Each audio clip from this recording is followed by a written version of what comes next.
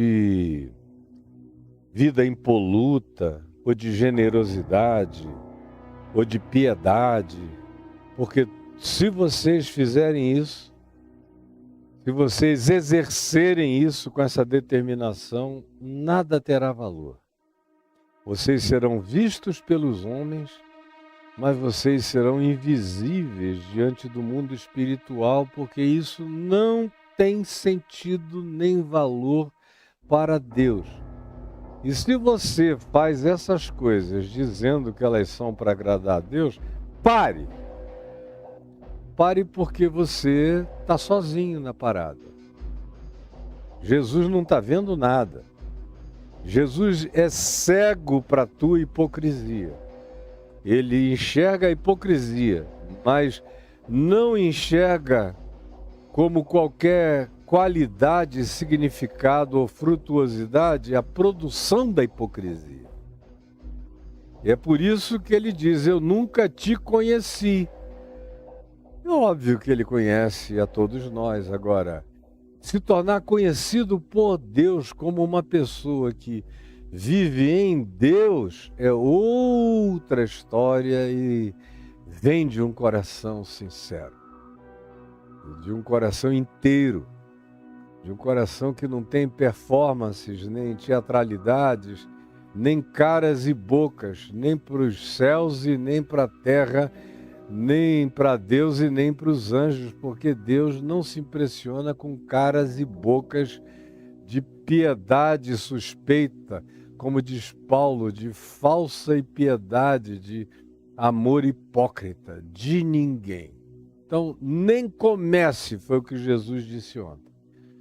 Aí hoje ele prossegue, falando dessa espiritualidade plástica.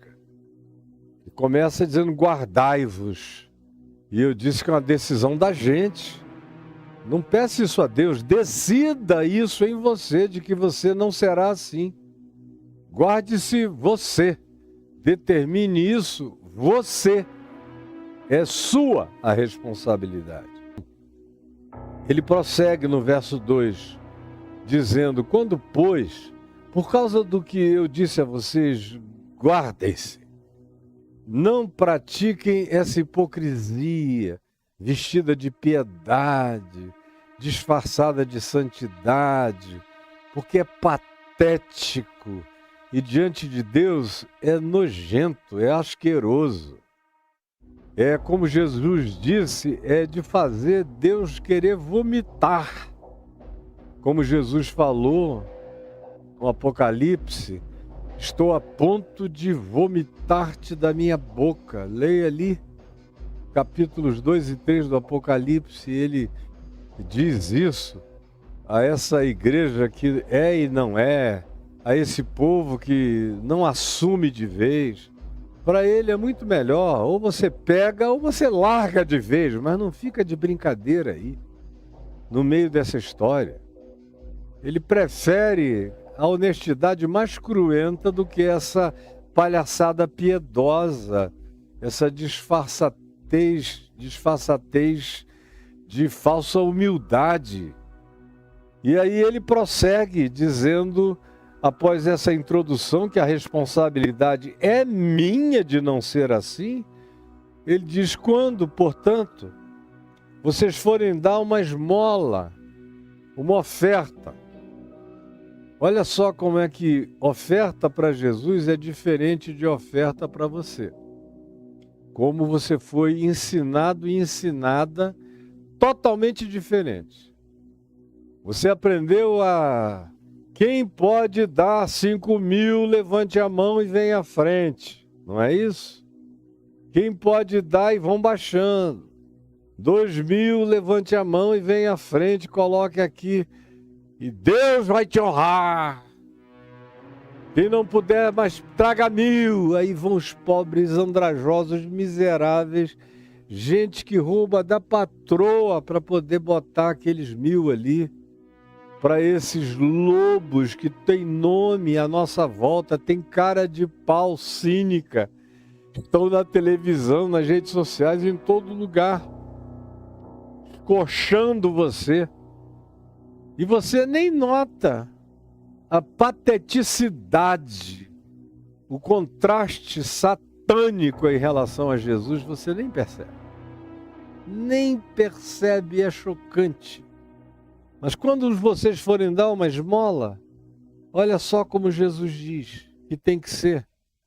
Não façam como fazem os hipócritas, que enchem as televisões de vocês, que arrancam dinheiro do bolso de vocês, que trocam sabedoria que vai enriquecer materialmente vocês por fortunas que vocês pagam para aprender o truque, a magia, o abre-te sésamo da prosperidade dos ladrões. Mas isso tudo funciona à base de oferta. E aí Jesus diz, quando você for dar uma esmola, e a palavra grega define uma ação que é diferente dessa daqui, essa dos nossos dias, beneficia o lobo. Você faz o lobo ficar com cara de leão, rico, poderoso, botando o tapete vermelho para ele sair do carro, cheio de glórias. E você diz, não, Deus está contente comigo porque eu estou abençoando o servo dele, que é um mercenário nojento, com quem até o diabo tem dificuldade de se relacionar, de tão nojento que é. Tem gente aí à volta de você que até demônio tem vergonha, de tanta nojentíssima você não enxerga, né? Quando você for dar a sua oferta, não seja e não faça como fazem os mascarados, os hipócritas, nas igrejas, nas sinagogas, nos cultos, nos ajuntamentos, nas ruas, em qualquer que seja o meio, o modo, a aparição, o veículo. Não façam como eles fazem. Eles só prestam para você saber o que não ser, o que não fazer, o que não ambicionar, o que não almejar, o que é maligno e mentiroso. Só serve como antítese do inferno em relação à verdade do Evangelho. Não deu para entender ainda? Jesus diz, não façam assim. Não entrem nesse esqueminha, só porque todo mundo faz, você já caiu dentro dessa arapuca, com isso tudo montado, mas não é assim. Você não se deu nem ao trabalho de querer saber como é que eu ensino a viver e a praticar as coisas que dizem para você praticar e você pratica de maneira totalmente equivocada, mentirosa, enganada e trágica. Não é possível que você não compreenda, porque está mais do que claro, ele diz. Então não faça como fazem esses hipócritas sobre os quais o juízo é certo. Porque se vocês fizerem assim, em verdade eu vos digo que você já recebeu o que tinha para receber. Que é só a visibilização, a promoção da sua imagem falsa, a admiração plástica, a manifestação de contornos totalmente artificiais e dessignificados. É só isso que você vai receber. O seu galardão é o vazio, é o vácuo, é o nada. Seu galardão é a luz apagada para sempre. O seu galardão é luz nenhuma, é mentira. A mentira falsifica a realidade, portanto, ela imerge você na treva do coisa nenhuma, é o que a mentira produz, gera para você. Nada que não seja verdade continua. Tudo que seja mentira só engana os olhos distraídos dos tolos, mais tolos ou tão tolos quanto você. Mas não deixa e não permite que nada perdure de qualquer significado para a sua existência em tempo nenhum. Você está só, está vazio, está nu, como disse Jesus à igreja de Laodiceia, pobre, cego, infeliz e nu, embora jactante, cheio de plasticidades, de imagens da falsidade, do estelionato. Você já recebeu tudo o que ia receber. Entre aí nessas filinhas, vá lá, dá oferta para Deus. O bolso de Deus é o bolso do teu pastor. Ou então faça como aquela piada do padre do pastor de antigamente, que ainda era um cara santo. Eu conheci essa piada há quase 70 anos atrás. E um rabino esperto. Aí cada um dizia o que fazia para ficar com o dinheiro do dízimo. E todos trouxeram a sua solução. E o rabino, enfim, foi o último a dizer qual era a solução dele. Naquele tempo, o rabino era considerado mais esperto do que o pastor. Hoje, vocês não lembram da expressão o conto do vigário? Que era algo que definia mentira, engano, uma construção fantasiosa. Era o conto do vigário, do padre, do vigário da paróquia, que mentia, enganava. Agora não, é o conto do pastor, é o conto do bispo, é o conto do apóstolo evangélico. São os maiores mentirosos da religião, no momento, na face da terra. Os que mentem assim deslavadamente, na cara de Deus e na cara dos homens, com a maior cara de pau, cara do inferno, de pau do Tártaros. Não façam isso. Jesus diz, porque a recompensa vai ser o nada, o nihilo, o vazio, o coisa alguma. A não existência, o não ser. Não brinque disso, porque o rabino, na piada que eu já ia esquecendo de terminar, dizia ao padre e ao pastor, eu não. Eu resolvo o problema do dinheiro de Deus o seguinte, já que Deus é o meu Deus, é o único Deus, é monoteísta, portanto, a minha fé, e eu não estou dividido numa multidão de deuses, eu pego o dinheiro todo do dízimo, jogo para cima. O que Deus pegar é dele, e o que ele não pegar, ele não quis, é meu. Você fique sabendo que quem dera eles pelo menos jogassem para cima. Nem para cima jogam. É em cima deles. Eles é que nadam na grana, como os tio Patinhas do passado, só que totalmente endemoninhados de maldade. E você botando a grana lá, ajudando a fabricar esses impérios da mentira, que são uma das coisas mais horrorosas que uma sociedade pode ter, é esse tipo de igreja falsificadora de tudo. Não tem nada que não seja plástico, falso, artificial e mentiroso. E você é o contribuidor, é mantenedor dessa fábrica de estrelas de boneco de plástico, de bonecas de plástica. Tem a aparência de que vive, mas está morto, não tem nada vivo lá. E você contribui. Jesus diz, não faça isso. Guarde o seu coração de não praticar a vida assim. De não desenvolver essa espiritualidade totalmente sintética, que não tem cheiro nenhum de natureza de verdade, não tem organicidade, não tem realidade, não tem nada a ver com vida segundo Deus. Não faça assim.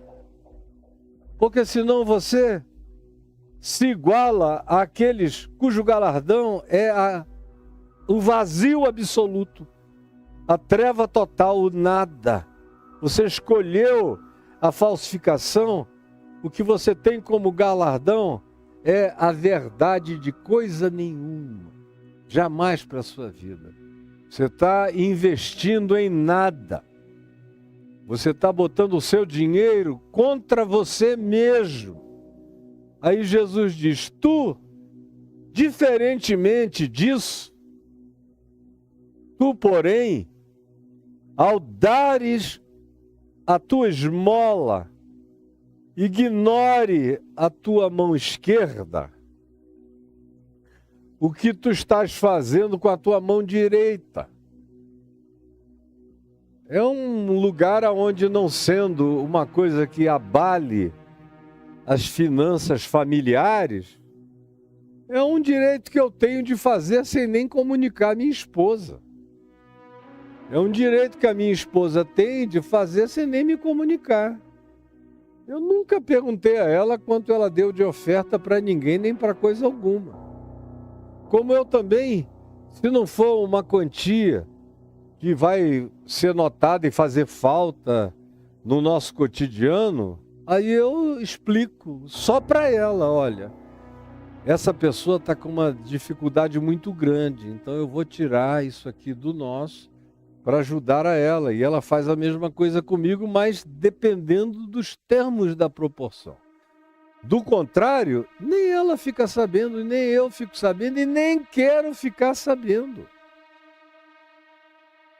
Esse é um direito ao segredo que faz parte do meu direito e necessidade e realidade de preservação de significado espiritual na minha interioridade e das minhas decisões mais profundas do coração na presença de Deus em relação ao meu próximo. Não saiba a tua esquerda o que faz a tua direita. Mas hoje em dia não, você televisiona, você filma e bota no Instagram sua oferta. Você revela tudo, você conta para todo mundo, você quer que o mundo inteiro saiba. Porque você quer ser louvado, louvada. E tanto mais quanto você fique assim, mais coisa nenhuma e nada te tocarão como galardão de benefício eterno para o coração. Jamais. Você matou o futuro da sua eternidade, se é que a gente pode associar, e não pode. Tempo e espaço não cabem no significado de eternidade, é só uma expressão de linguagem forçada aqui para você compreender isso como linearidade. Você está acabando com tudo, em nome de uma espiritualidade mentirosa que te ensinaram. E se isso não fosse assim como Jesus diz que é, eu não teria perdido tempo falando tanto sobre isso. Mas ele falou sobre esse tema da hipocrisia mais do que sobre qualquer outro tema. O tema do inferno é marginal. É marginal perto do tema da hipocrisia, que é essencial e central no Evangelho. E ele investe um tempo enorme nos enganos da hipocrisia, da falsificação, da plastificação, da imitação, da teatralização, que pretende performar para Deus e para os homens, como se o Senhor fosse um ídolo morto que, tendo olhos não vê, tendo mãos não alcança, tendo boca não fala, tendo ouvidos não ouve. Você chegou a esse nível de estupidez a ponto de reduzir Deus a essa coisificação menor do que qualquer coisa. Não faça assim. Ao contrário, seja discreto. Guarde isso no coração, para que o Deus que vê, veja. Para que o Deus que tem prazer na pureza de coração, de olhos limpos, de discrição, de sinceridade, sem trombeteamento, sem autodivulgação, sem promoção, da bondade sem publicidade, de autoexaltação, de nenhuma natureza, ou sem o dar na expectativa de receber de volta, na troca de uma barganha nojenta, como se Deus negociasse graça, que é graça favor imerecido que é, porque Deus é como é. Eu recebo graça não por causa de quem eu sou. Eu recebo graça é porque Deus continua a ser quem Ele é. Para com todos os seres humanos, fazendo vir o sol sobre maus e bons e chuvas sobre justos e injustos, fazendo graça nascer na casa de todo mundo. Tem gente boa nascendo de paz do Hamas no dia de hoje em Gaza. Em todos os lugares, até em Israel. Porque é Deus que vê o coração, é Ele que diz, eu não vejo como vê o homem vê a aparência. Eu, porém, vejo o coração. Tu, porém, ao dares a tua oferta, a tua esmola, tua oferenda, a tua esquerda não deve saber o que acabou de fazer a tua direita, para que essa tua oferta fique em secreto. Fique em secreto, porque Deus não está preocupado com nenhuma publicidade de bondade particular de nenhum de nós. Ao contrário, a preocupação em fazer isso demonstrado mata a causa do eventual significado que aquilo teria. Mata, aborta o significado da doação, da entrega, da generosidade. E se não houver nenhuma alternativa, aí você ajuda publicamente, porque não tem como deixar de ajudar. Mas se você puder fazer chegar a sua ajuda sem nenhum tipo de autopromoção a respeito, faça isso. Faça no secreto, faça na discrição. E faça isso quieto. Não conte nem para a sua maior paixão.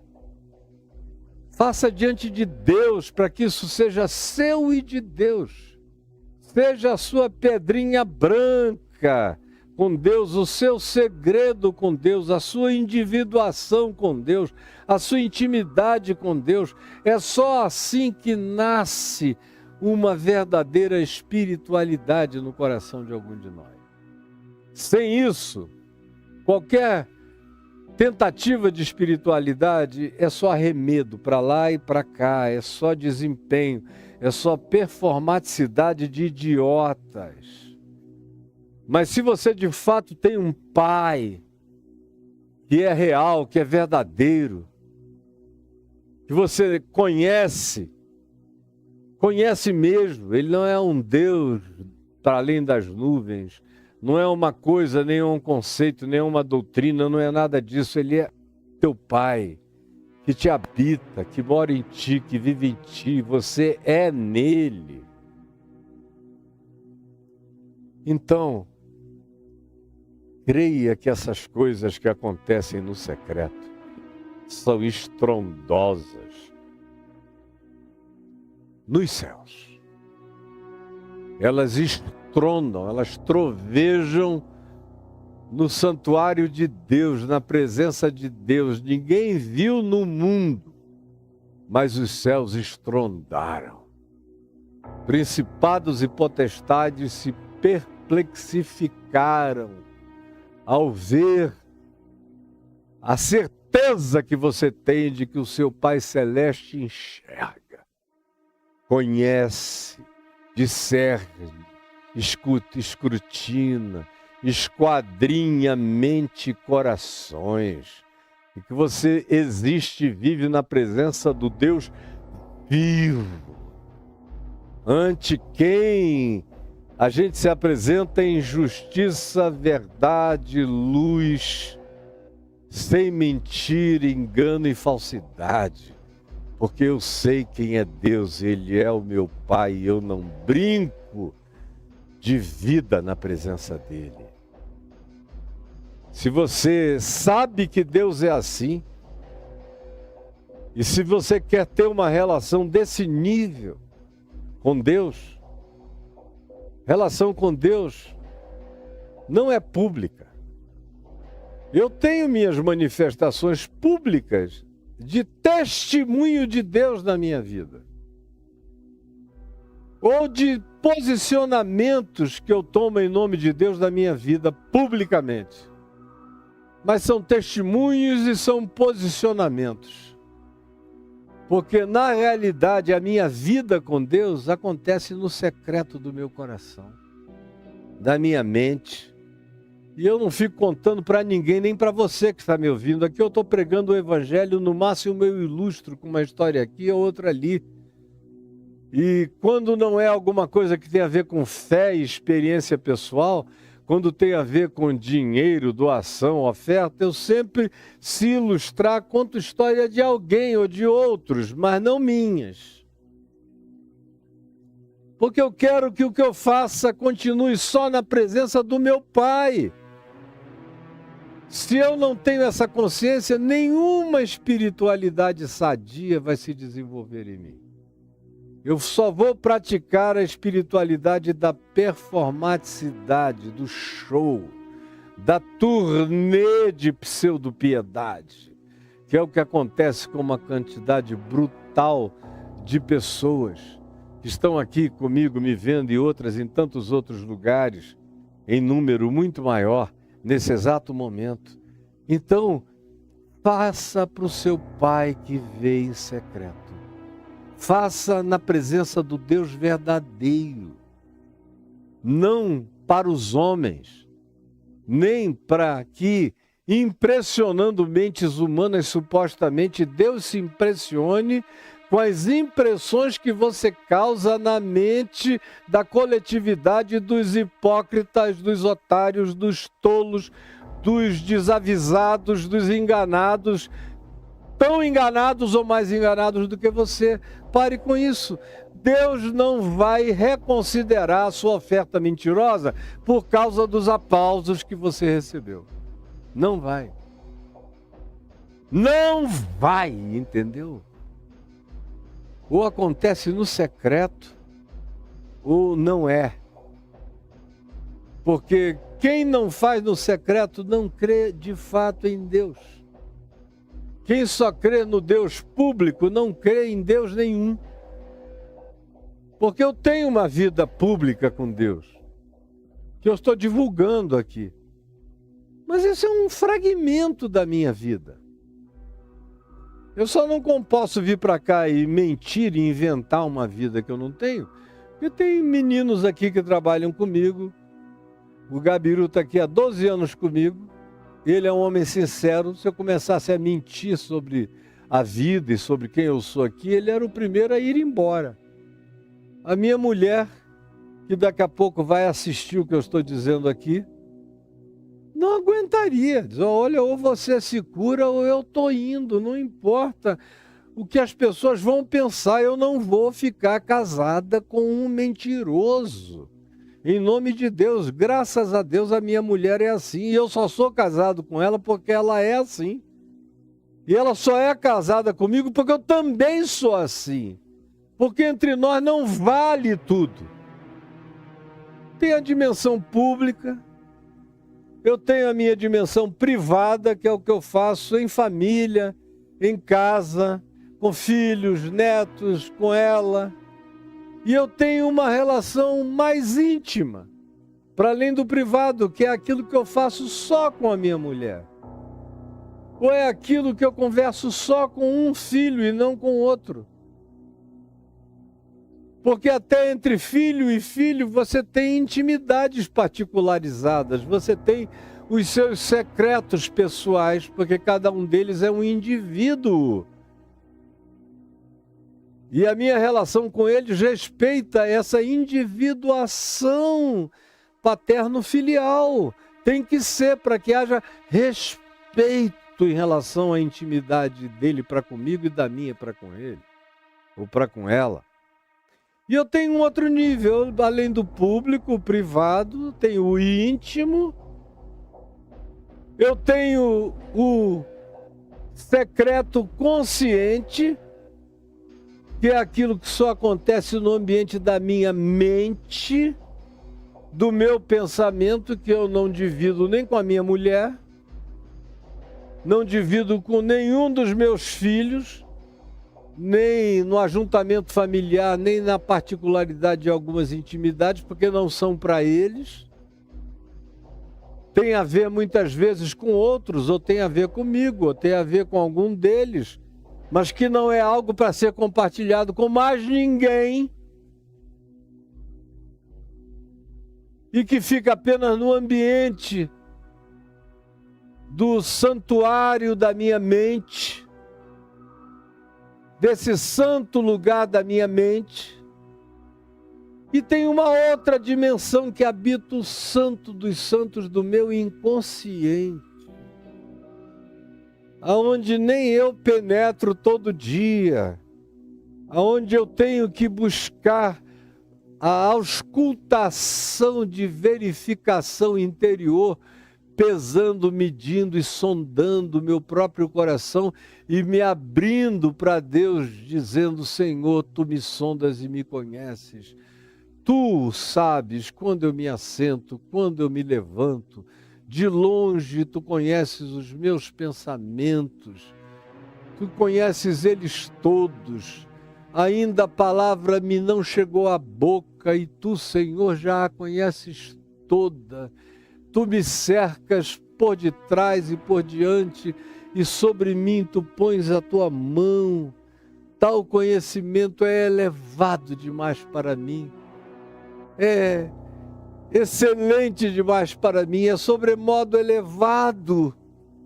Para onde eu me ocultarei da Tua face? Para onde eu me esconderei do Teu Santo Espírito? Se eu subo aos céus, lá estás. Se eu faço a minha cama no mais profundo abismo, lá estás também. Se eu tomo as asas da alvorada nos oceanos mais largos do planeta, ainda lá me haverá de guiar a Tua mão e a Tua destra me susterá. Se eu digo: a luz ao redor de mim se fará trevas, até as próprias trevas não te serão escuras, pois para ti as trevas e a luz são a mesma coisa. Pois Tu formaste o meu interior.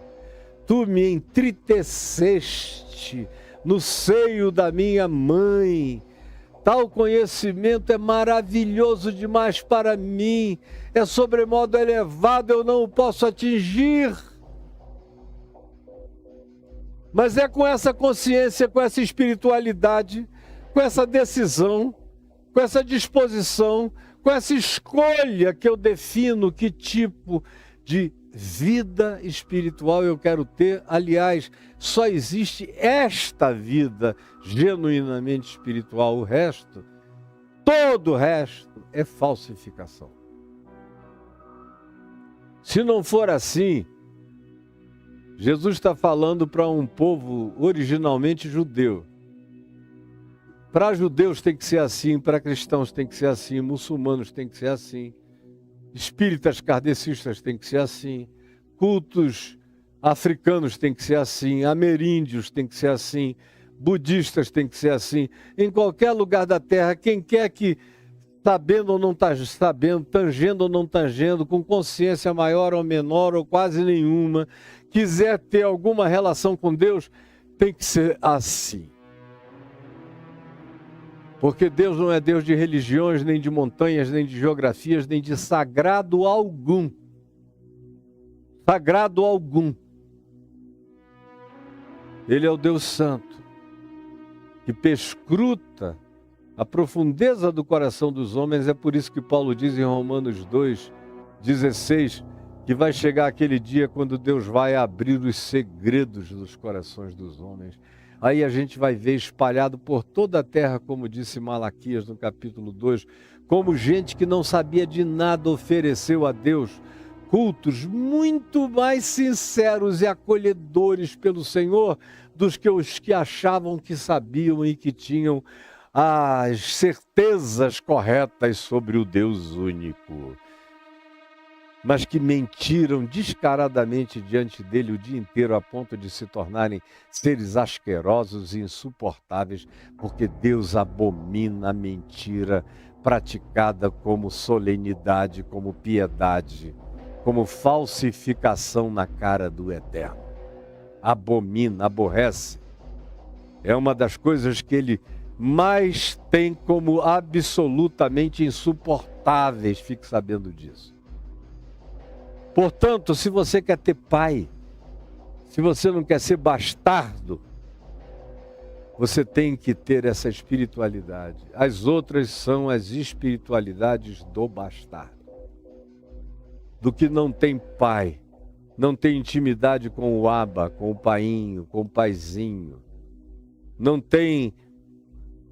deita no peito dele na cama. Como uma das coisas que os meus filhos, quando fazem, mais acalentam o meu coração, até hoje os meus netos também. E que era uma coisa que o meu filho Lucas, que morreu com 22 anos, partiu para a dimensão da glória eterna, fazia com muita naturalidade. Sempre fez desde criança, até morrer. Ele às vezes chegava da rua cansado, não queria nem saber, vinha, se jogava em cima de mim na cama. E ficava ali deitado em cima de mim. E meu coração se enchia daquela alegria. Aí ele dizia: ô pai, como eu estou cansado hoje. E eu me sentia o pai mais feliz do mundo. Se você quer ter pai e não quer ter uma relação bastarda com um Deus inventado, você tem que ter um secreto, um lugar onde são engendradas as suas intimidades, as suas particularidades, os seus segredos, os seus valores, as suas importâncias, as suas preciosidades, aonde são adornadas as suas santidades, que não precisam ser vocalizadas para ninguém, que quanto mais guardadas sejam, mais gritadas nas dimensões celestiais elas se tornam. E quanto mais divulgadas na terra, mais silenciadas para sempre diante de Deus elas serão. Será que não dá para você entender o que Jesus disse?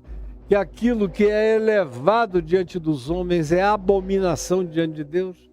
É um critério infalível. Veja o que é que todo mundo aplaude. E não entre nessa para receber o aplauso, porque senão bau, já era.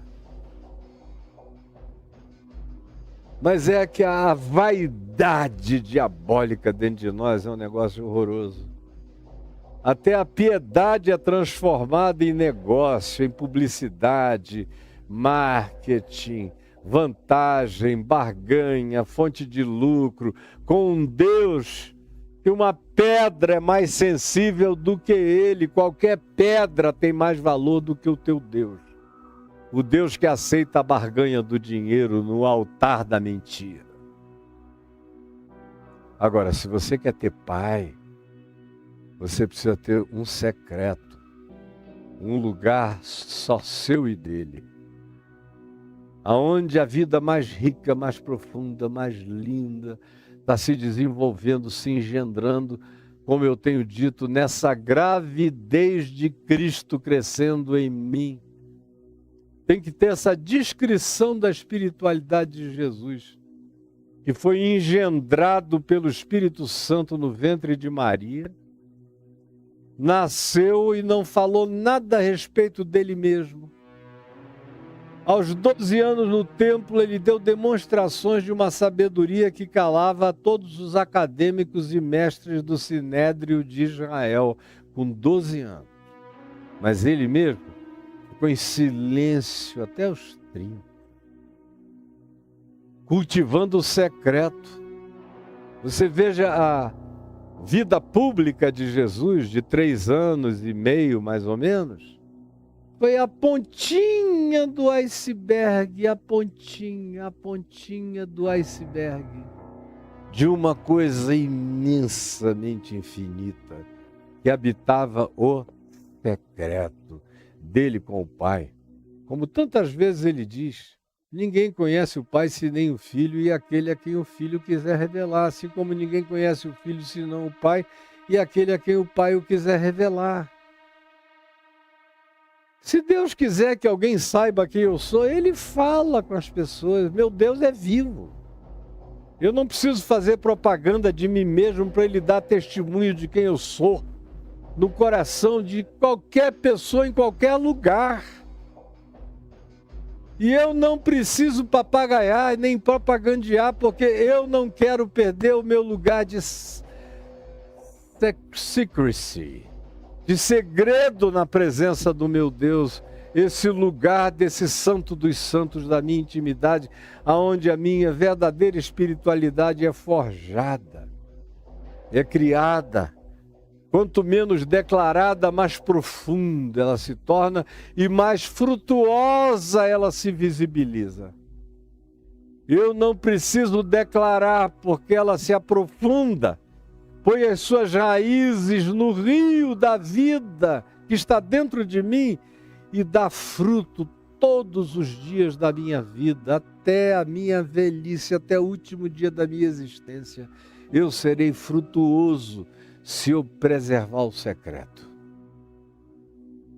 se eu guardar a intimidade do meu Pai comigo e minha com meu Pai, nesse lugar aonde a verdadeira espiritualidade é engendrada, é desenvolvida, é crescida, é manifestada, até que Cristo apareça tão óbvio em mim. E aí é que eu vou precisar falar menos ainda. Como Jesus quase não falou nada das suas próprias intimidades com Deus. Toda hora você lê nos evangelhos alguma coisa do tipo, e quando os discípulos levantaram naquela manhã, procuraram a Jesus e não o acharam. E perguntaram onde ele estará. Aí depois de um tempo, 1 hora, 2 horas, 3 horas, Jesus aparece. Um horizonte, caminhando numa planura, numa planície, ou vindo de um deserto, ou descendo uma montanha, ou um pequeno monte, vem aparecendo. Mas ele nunca chega. Leia, procure, esquadrine, ele nunca chega dizendo, vocês não sabem o que o meu Pai me falou hoje durante o meu momento devocional. Vieram anjos e ficaram comigo e me contaram, e eu experimentei a Shekinah do meu Pai, a glória do meu Pai. Não existe isso. Ele se transfigura diante dos seus discípulos, na presença de Moisés e Elias, que apareceram lá no Monte Hermon. E o que é que ele diz quando tudo termina e eles vão descendo? Ele diz aos discípulos dele, a ninguém conteis a visão, a ninguém conteis a visão. A ninguém conteis a visão. Você ouviu, seu hipócrita, profeta mentiroso? A ninguém conteis a visão. Porque ele guarda o santo dos santos, do secreto da sua espiritualidade com o Pai. E eu tenho Pai, e o Pai me tem. O Pai me sabe, e eu sei o Pai. E o meu Pai que vem em secreto é quem me recompensa. É dele, é com ele, é para ele que eu quero viver e desenvolver o crescimento dessa espiritualidade que não pode ser desenvolvida como publicidade, como marketing, como palco. Eu vejo as pessoas, os adoradores de Deus. Antigamente teve essa onda, um tempo de idiotice, como todos, continuamos na mesma idiotice, mas era a idiotice dos levitas, né? Vocês vejam como tudo é tão mentiroso que acabou. Cadê os levitas? Eles nunca foram levitas mesmo, isso acabou em Cristo. Os levitas morreram na cruz com Jesus. Eu vivo sob uma outra ordem que não tem nada a ver com nenhuma ordem de Moisés, nem com a tribo de Levi, O meu sacerdócio é segundo a ordem de Melquisedeque, é segundo Jesus, o Cristo. E houve mudança de ordem sacerdotal, por isso houve mudança de lei. Por isso eu estou sobre a lei do Evangelho da Graça, e não mais sobre a lei das visibilizações de Moisés. Por isso com Moisés a tábua era de pedra. E no Evangelho o mandamento é inscrito no coração. A diferença é absurda, você não enxerga porque não quis. Mas eu peço a Jesus que essa palavra singela, você veja que não tem nenhuma elaboração no que eu estou dizendo. Não tem citação sobre ninguém, eu não preciso ir procurar o que pais da igreja, monges do deserto, ninguém falou sobre isso, não preciso. Porque eu sei. É para mim, é para você, é para quem quiser. É para quem vier. E está aqui, para nossa experiência, a começar de agora, se você quiser jogar para trás o plástico todo da sua vida. Toda essa artificialidade na qual você foi condicionado, comece agora. Dê um basta ao palco da sua existência. Dê um basta. Porque quem vai sutilmente transformando a sua espiritualidade em palco, em performance, em demonstração, são os adoradores. Adorando, dançando, nos bastidores, saindo no pau, no palavrão, na mentira, na raiva, na disputa, na inveja. Tudo mentira, todo mundo nojento. Pare de se enganar, pelo amor de Jesus. Você está pensando que está enganando a quem? Você é apenas um discípulo fiel da mentira de Satanás e nada além disso, você entendeu? Então, para com isso hoje, em nome de Jesus. Dê uma chance à sua vida. Dê uma chance à graça. Dê uma chance à verdade. Dê uma chance à luz. Dê uma chance à intimidade, à privacidade, ao secreto. Dê uma chance à verdade do Espírito de Deus em você, para você, com você, no secreto do seu ser. É muito difícil entender isso. Ou então me diga, Caio, eu não quero. Na realidade, eu não gosto de nada disso. Está tudo bem na falsificação e eu vou continuar desse jeito mesmo. E aí?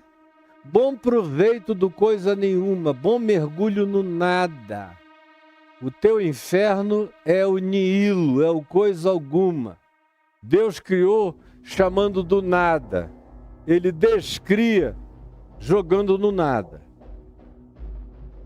É o inferno do nothingness. Para lá é que a maioria dos religiosos vai. Quando morre, morre. Acaba e acaba e acaba e acaba e acaba. Jesus, eu peço que essa palavra simples, singela, quase infantil,